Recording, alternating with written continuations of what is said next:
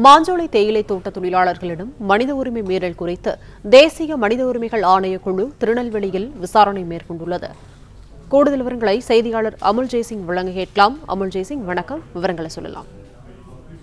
மாஞ்சோலை தேயிலை தோட்ட தொழிலாளர்கள் மற்றும் அவர்களை வெளியேற்றும் விவகாரம் மற்றும் அங்கு நடைபெறும் மனித உரிமை மீறல்கள் தொடர்பாக விசாரிக்க தேசிய மனித உரிமை ஆணையம் ஒரு குழு அமைத்தது. அந்த குழுவானது இன்று நெல்லை வருகை தந்து இன்று மாஞ்சோலை தோட்ட தொழிலாளர்களை சந்தித்து விசாரிக்க இருக்கிறது. மாஞ்சோலை தேயிலை தோட்டங்களின் ஒப்பந்த காலம் வரும் 2028ஆம் ஆண்டுடன் முடிவடைகிறது. அங்கு பணிபுரியும் தொழிலாளர்களுக்கு விருப்ப ஓய்வு அளிக்கப்பட்டிருக்கிறது.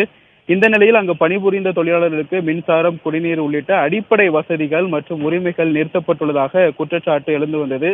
இது குறித்து புதிய தமிழகம் கட்சி தலைவர் கிருஷ்ணசாமி கடந்த ஆகஸ்ட் 20ஆம் தேதி தேசிய மனித உரிமை ஆணையத்தின் பொறுப்பு தலைவர் விஜயபாரதி சயானியிடம் நீதிபதி மற்றும் புகார் அளித்திருந்தார். இதனை ஏற்றுக்கொண்ட மனித உரிமை ஆணையம் தலைமை விசாரணை இயக்குனர் அடங்கிய குழு ஒன்று இந்த திருநெல்வேலி வந்து இன்று மாஞ்சோலை சென்று விசாரிக்க இருக்கிறது. அந்த குழுவினர் தற்போது நெல்லை மாவட்ட ஆட்சித்தலைவர் கார்த்திகேயனிடம் தற்பொழுது ஆலோசனை நடத்திய பின்னர் தொடர்ந்து அங்கு சென்று மாஞ்சோலை தேயிலை தோட்ட தொழிலாளர்களிடம் விசாரணை நடத்த இருக்கிறார்கள்.